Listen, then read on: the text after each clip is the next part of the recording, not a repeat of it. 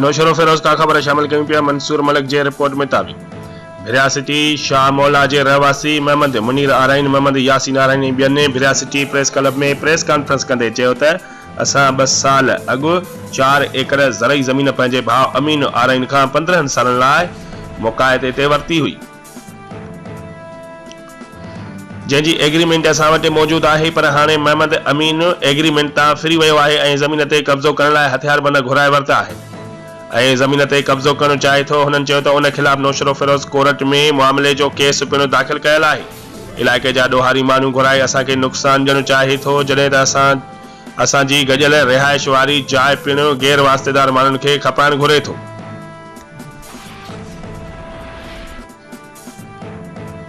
ऐं ॿाहिरां माण्हू अचण सबबि असांखे नुक़सान जो ख़दशो आहे। उहा जॻह असां ख़रीद करणु चाहियूं था जेको असांजो हक़ आहे।